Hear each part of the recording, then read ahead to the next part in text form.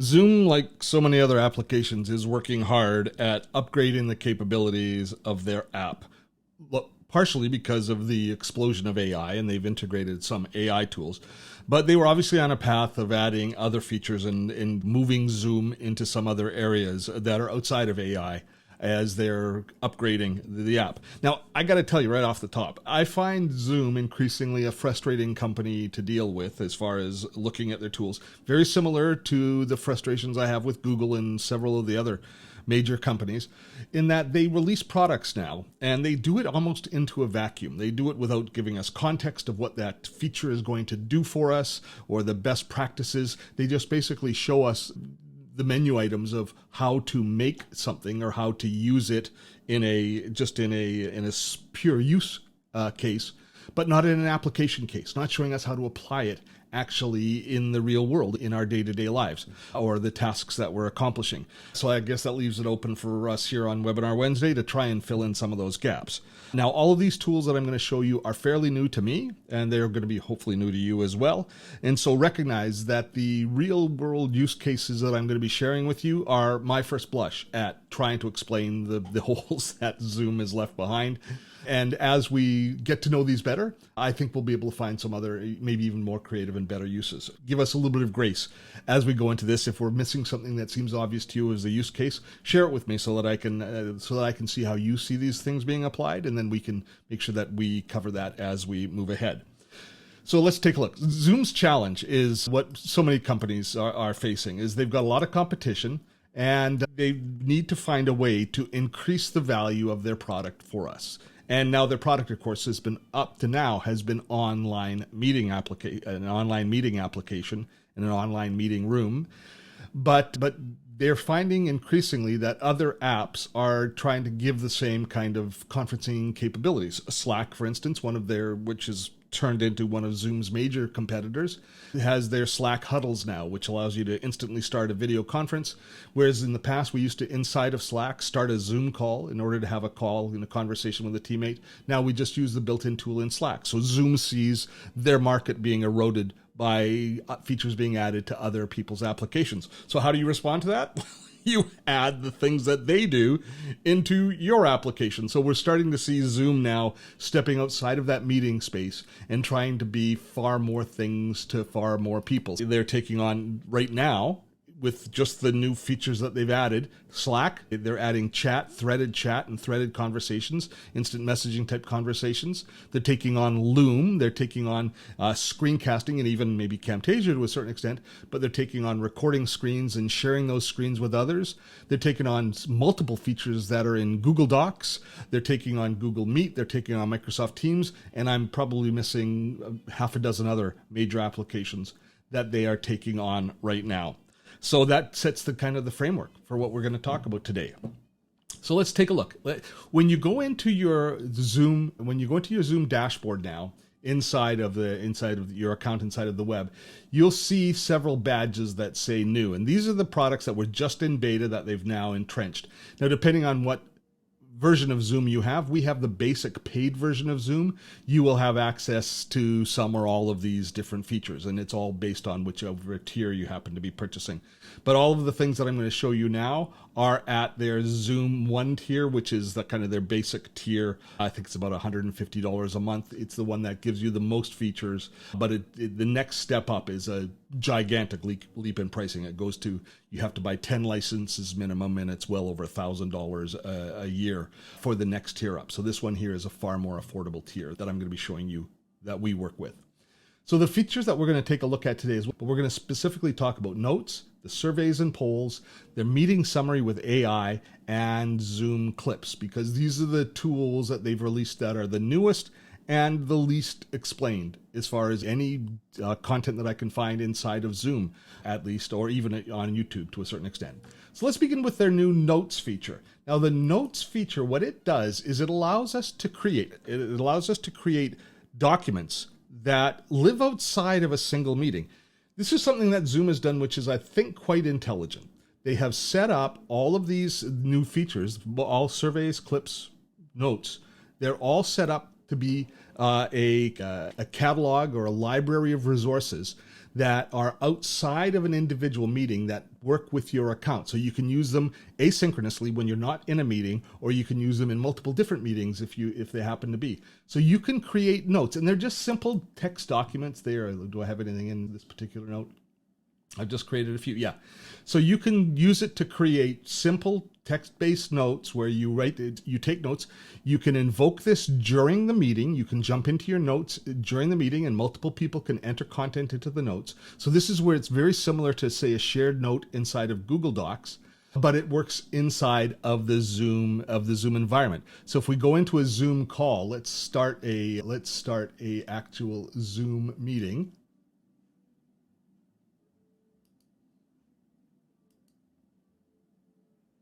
Recording in progress. There we go. And hopefully everything is working as far as all of my audio, because I'm using multiple services using the same assets. But if we see down here in the very bottom, we have access to notes. And you'll see here that I have access to the exact same notes as I just showed you in my dashboard, but they're available to us inside of the meeting. And so you can then open them during the meeting, and you can be taking notes, or other people can be adding to your notes during the meeting. Again, making sure that you capture more of the relevant information, and your meeting is that much more worthwhile. This is a simple thing. And many people in the past would do it by using another tool, by using a shared Evernote node or a shared Google Doc, something like that. But now it's built in to Zoom, so they hopefully is even a little bit more accessible. That's the new Notes feature. Now, the next feature that I'd like to talk to you about is the Clips feature. Now, Clips is a tool that they have added to your Zoom dashboard, which allows you to do simple screen recording. Now, I think what happened is Zoom recognized that some people were creating screen recordings for themselves by using Zoom, by using the share screen feature inside of the Zoom window, and the fact that they could record their video and audio. And so they were using Zoom to create simple screencasts. If they weren't using a more advanced tool like Camtasia or a dedicated tool like Loom, they could record things into Zoom itself. They could record a slideshow, and it was a nice, useful application. And since people knew how to use the tool quite well, it became a de facto screencasting tool, even though it wasn't designed for screencasting. So what they decided to do is they decided to make it a little bit more kind of a permanent thing. They decided to add the feature for you to be able to record what are called these clips. Now, you get to the clips from either the web menu, you saw the menu selection on this side, or inside of the desktop app, you can choose clips here, and then it will allow you to create a new clip. Now, clips disappoint me in a few ways. I was hoping that there'd be some other features, which I'll tell you about in a moment. But effectively, all they're going to do is they're going to create for us a simple screencast. So we go create clip, and it starts a recording and process similar to any other screen recording tool.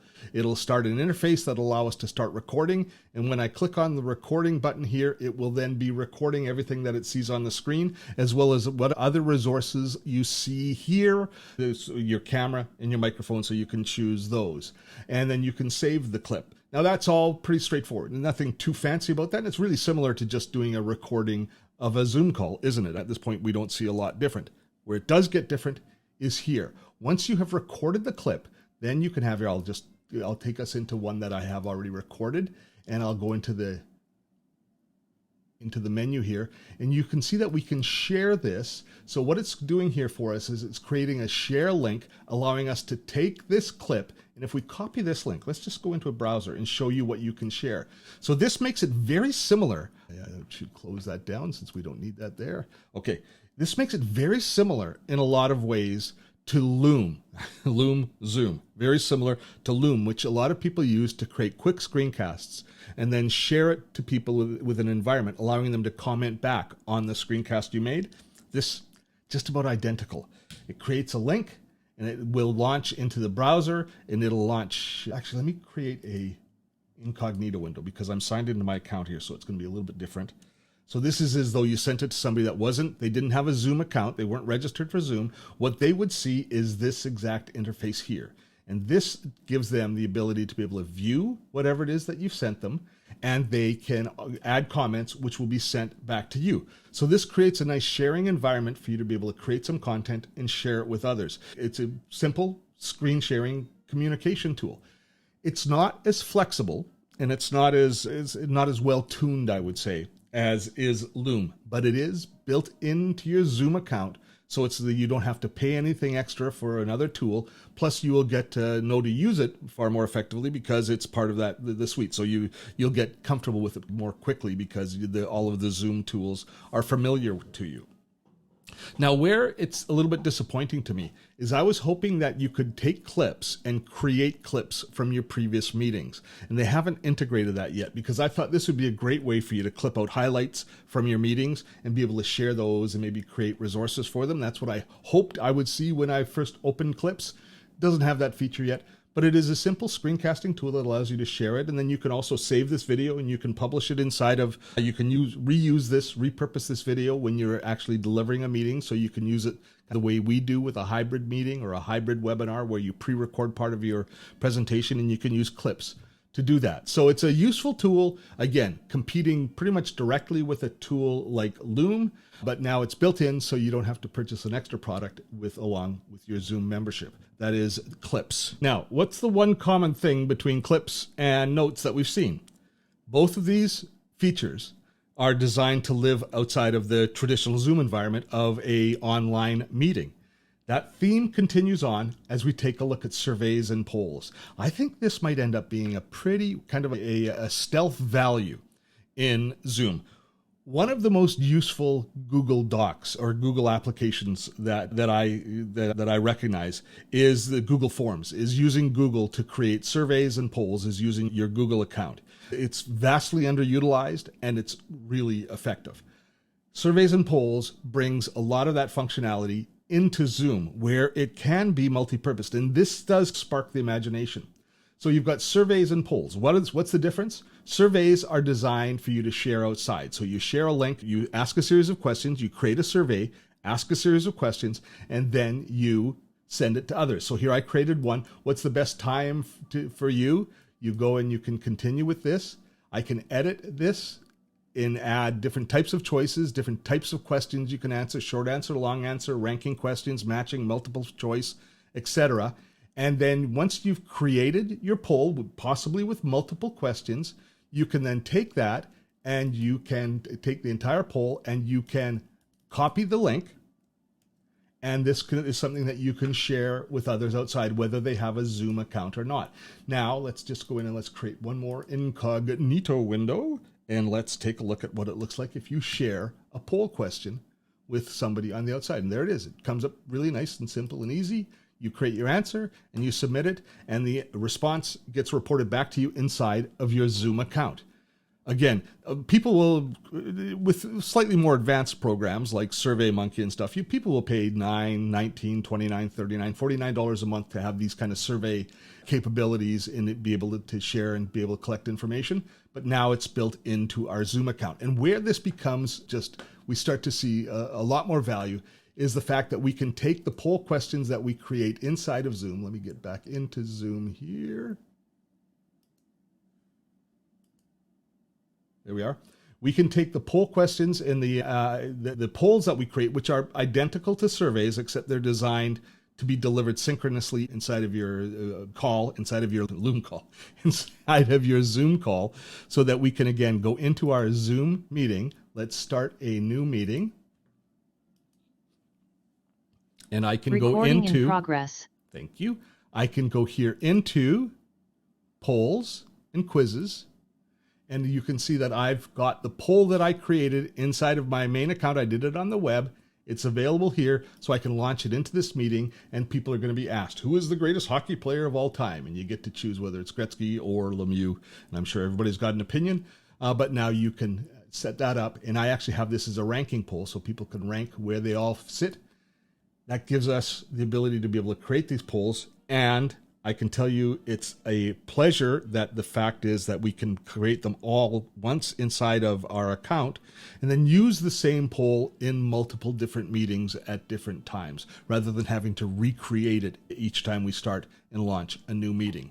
So I'm going to give Zoom a lot of credit for this one. I think this, of all of the features that they've built, this one is probably going to fly under the horizon for a lot of people. But I think that's a surprisingly useful application, the fact that we can use it to share outside, as well as use it inside. I'm quite happy with. And there's the responses. You can see, have the responses. You can view the results as a numerically or in a chart. So I think that's a terrific addition. We've done notes.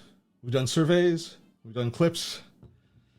Now let's take a look at what everybody's doing with the gold rush towards AI and how that all fits. The wonderful world of AI.